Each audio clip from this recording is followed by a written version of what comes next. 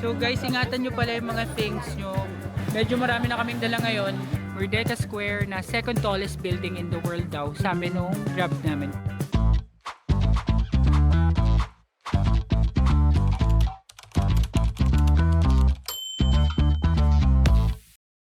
Hi amazing people and welcome back to my YouTube channel. So today is our day 2 dito sa Kuala Lumpur, Malaysia, at marami kaming gustong puntahan today. Isa na dito is yung Chinatown, and then we would also like to go to Central Market at yung mga nakapaligid na mga tourist attractions doon.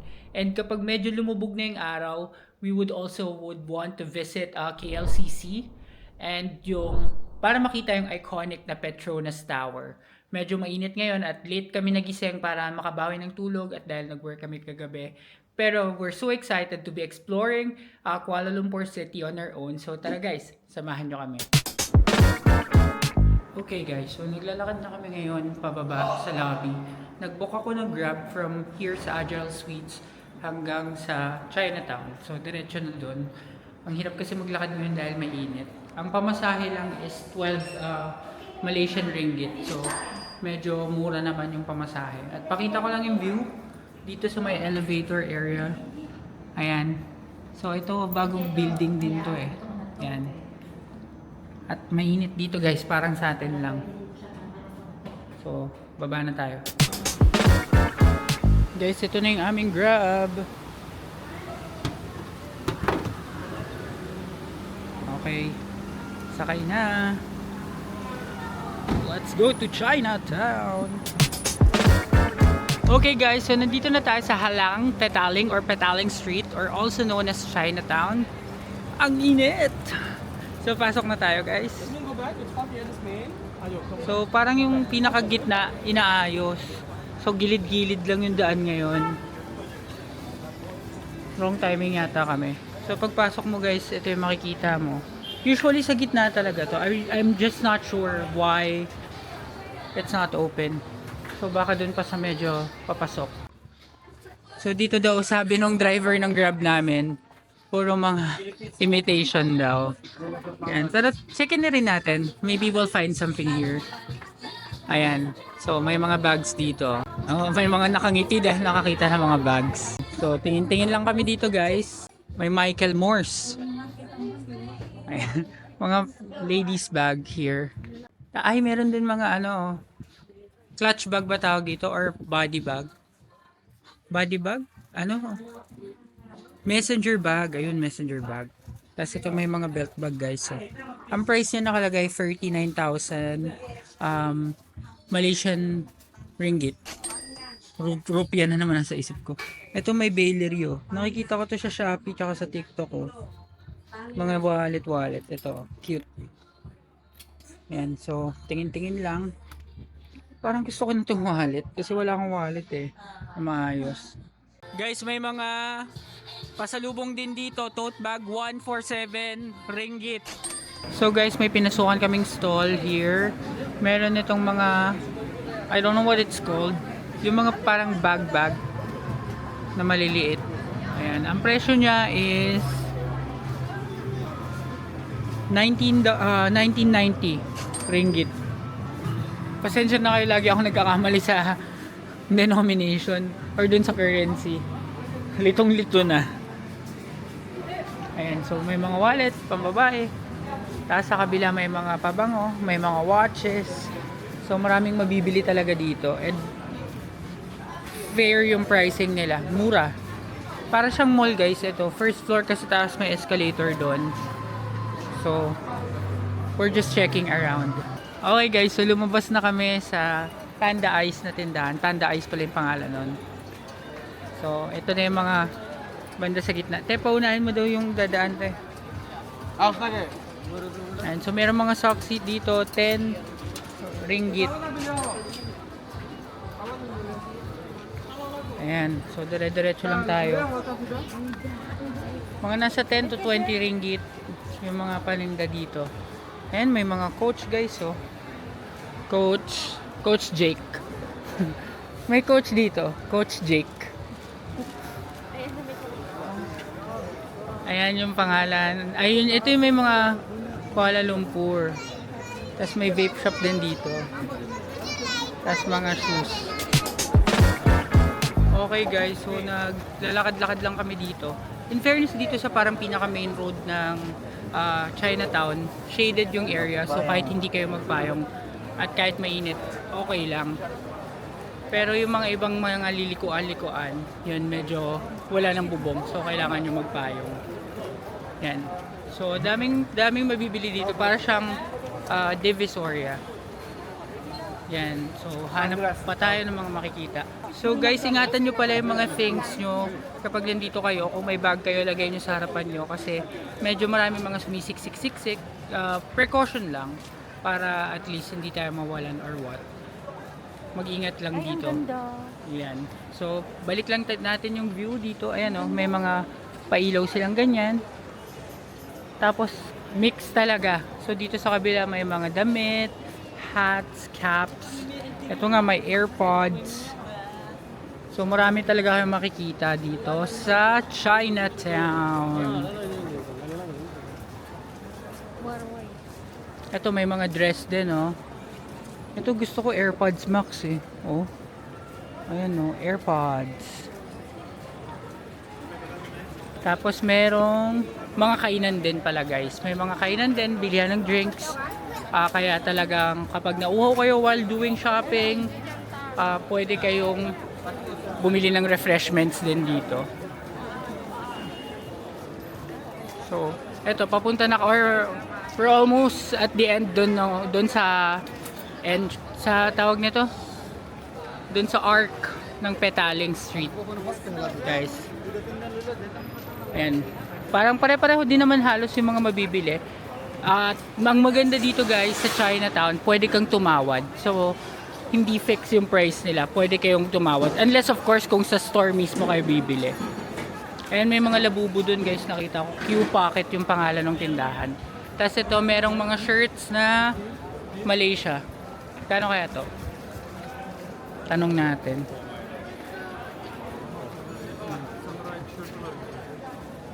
How much t-shirt? 20. Okay, thank you. 20 ringgit to guys. So guys, narinig nyo kanina, di ba? Ang turing sa akin itong shirt is 20. Pero natawaran ko ng 10. So 10 lang. 10 na lang. Ayan, bumibili na yung mama ko ng t-shirts. Yan. So baka bumili na rin ako pala dito, no. Bigyan ko lang yung mga may gusto. Tapos meron din sila ditong tote bags, guys. These tote bags are for 15 pero baka matawaran din to ng 10. So ito muna. Ito muna tayo sa t-shirt.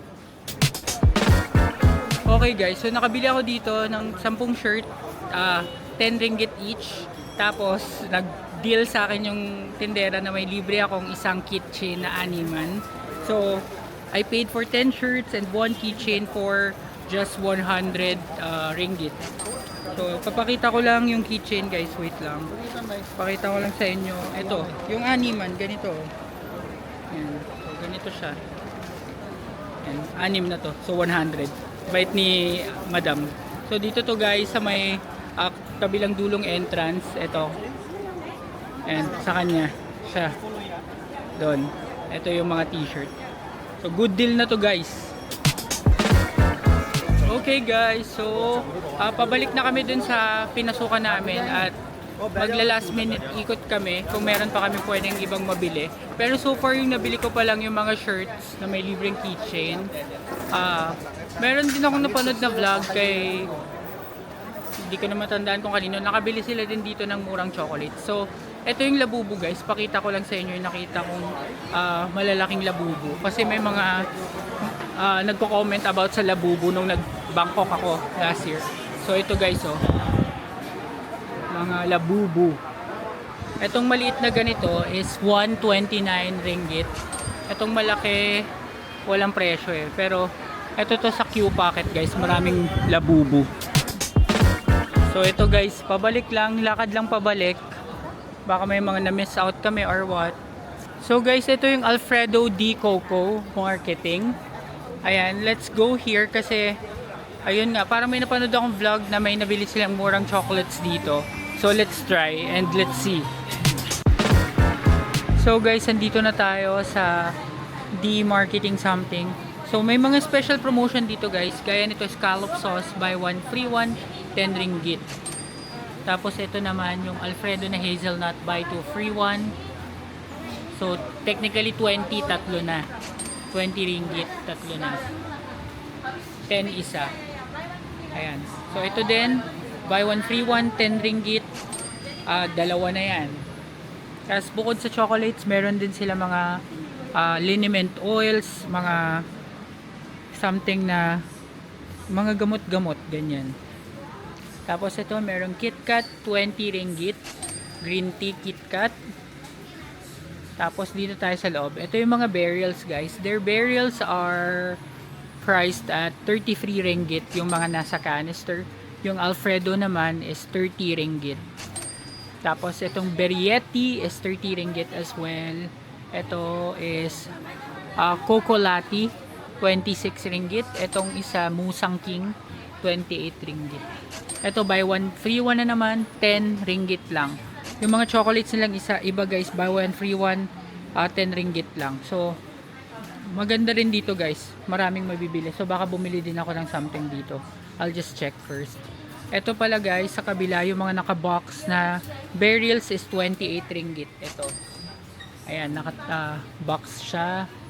Tapos, ito naman, dito sa part na to, mga dried fruits is buy 6 free 1, buy 10 free 2, 22 ringgit each. Ayan. Guys, dito yung mga burials na maliliit, 10 ringgit each. Tapos may buy 4 free 1 sila. Same here. Itong burials na strawberry and matcha, buy 4 free 1, 10 ringgit each. So bumili rin ako niyan. So magbabayad na kami guys kasi napaparami na para makaalis na tayo. Okay guys, so nagbayad na ako dito sa D Chocolate Store or Marketing. Ang total na pamili ko is 248 ringgit for some chocolates. Sinabay ko na yun sa kapatid ko. So medyo marami na kaming dala ngayon. And dito sa labas niya may mga keychain, nagtitingin lang ulit sila. Tapos after nito, pupunta na tayo sa next destination natin. So stay tuned. So guys, sa tapat nitong tindahan ng chocolate, merong nagtitinda ng mga pastries. So magbe-merienda muna kami. And I'll have 2 salted egg. And then 1 kaya butter puff. And then 1 egg tart. Ito yung presyo guys. Pause nyo na lang. Tapos may drinks din sila sa likod. So guys, ito yung mga drinks nila. Thank you! Okay, thank you.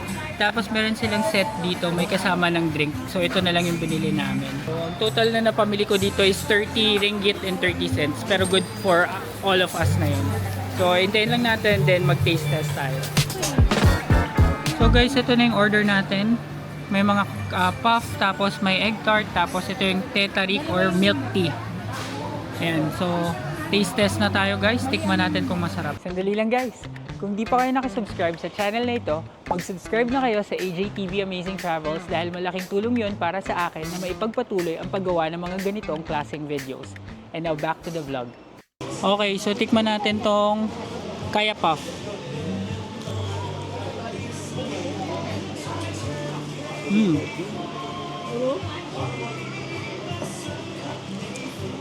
Peanut butter pala yung laman ito. Sarap. Gusto ko siya. Masarap to guys. Gawin mga 8 out of 10. Masarap siya guys. So next guys, tikman naman natin tong kaya butter puff.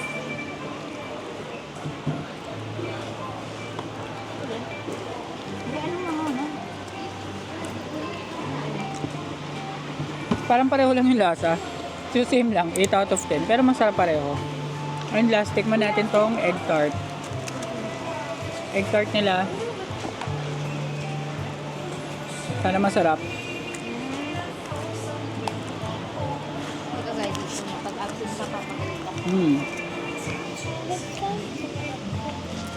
Masarap din guys, pero medyo matabang. Mas masarap yung egg tart sa Hong Kong. So itong egg tart siguro mga 6 out of 10 lang siya for me. And last guys, tikman natin itong Tetarik. Ito is traditional milk tea with condensed milk daw. Let's try.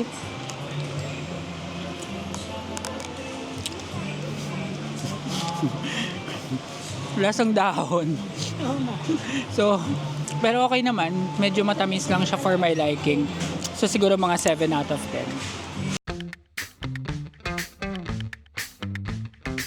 So guys, ngayong palabas na kami dito sa Chinatown. Biglang ang dami ng mga nagsa-set up dito sa gitna. Kaya medyo sumikip na. So paggabi, malamang mas marami kayong makikita dito. So nasa sa inyo kung pupunta kayo dito ng ganitong oras, hapon or paggabi, para mas maraming choices. Pero kami okay na, nakabili naman kami ng mga gusto naming mabili. And napansin ko yung mga nagsa-set up, pareho lang din ng mga ibang naka-set up na yung mga binibenta nila. So we didn't miss out so much naman. So lalakad na lang kami papunta sa Central Market since malapit na lang yan dito. So see you there.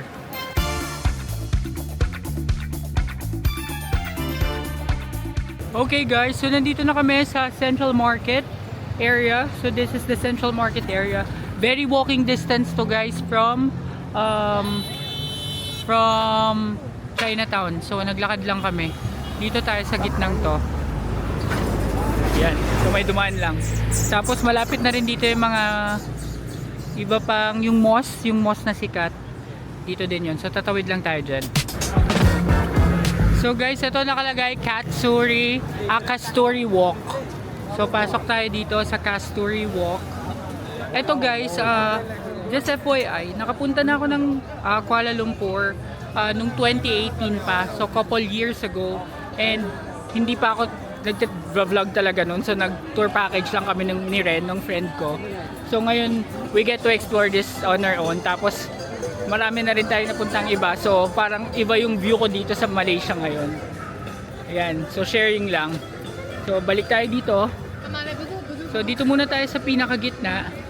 Tapos papasok tayo dun sa mismong Central Market. Ayan, mamaya. So unahin muna natin pumasok dito just to check out what's in here. So guys, itong Kasturi Walk pala, with what I'm seeing right now, mga food stalls siya mostly. So mostly food stalls. Tapos presko dito kumpara doon sa Chinatown kanina na medyo mainit na ng konti. And shaded din tong lugar na to. Itong nasa left side, ito yung Central Market. So marami ring mabibili dyan. I remember nakabili rin ako dyan before. So medyo sarado pa yung mga ibang stalls.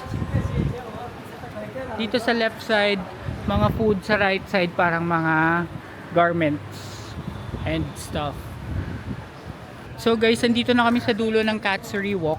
Tapos papasok na kami dito sa side sa Central Market. So tignan natin kung pwede bang pumasok dito. Ayan, bukas naman pala. Aircon sa Central Market, guys. May step pala dun, nadapa. Muntik akong nadapa. So this is Central Market guys. Welcome sa Central Market. So ang vibe nito is parang ano nga ba yung yung mall sa may market yun. Yung may ganitong part ng market eh. So yan, nagtitingin lang sila ng socks. Itong mga ganitong socks is 12.99 ringgit per pair. So guys, meron dito sa dulo na cute fish spa. Ayan. So spa, pwede ka magbabad ng iyong paa sa fish spa. Fish spa daw, 10 pesos, 10 ringgit for 10 minutes. Gusto nyo? Try? Fish spa. Mga doctor fish. Ayan. Tapos ito, may mga parang pang feng shui ata to. Tapos dito may Kodak, may mga cameras and stuff.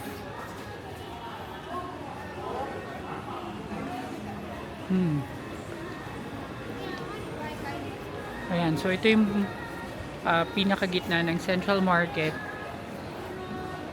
And check lang tayo dito guys. Tingin-tingin kung meron tayong mabibili dito sa Central Market. So ganito yung itsura niya sa loob guys. May food court dito sa right side. Tapos, daming mga stalls. So, hahanapin mo na lang kung ano yung hilig mo and yung pwede mong mabili. So guys, andito kami sa mezzanine area. Hinahanap namin yung toilet. Tapos marami pala dito guys sa Central Market, just sa FYI. Maraming mga local brands. So magaganda din yung tinda ng mga local. Gaya nito, ayan. Mga local yan. Ayan, maka-cute naman. May mga okay din. Wala naman kami nabili dito guys sa Central Market, pero nakapag-CR kami. May bayad lang yung mga CR dito, usually 50 cents per person. Pupuntahan lang namin yung picture ng I Love Central Market para mag-picture doon. Tapos, punta na tayo sa Independence Square, tsaka doon sa mosque na malapit lang din dito. Okay guys, so ito yung famous na Central Market Kuala Lumpur na picture.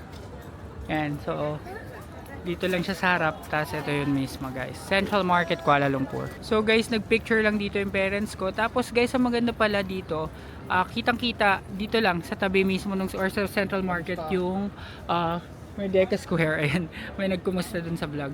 Merdeka Square na second tallest building in the world daw, sabi nung Grab namin, pero hindi ko pa confirm yun. Check nyo na lang. Yan, so okay na kami dito. Let's go to our next destination.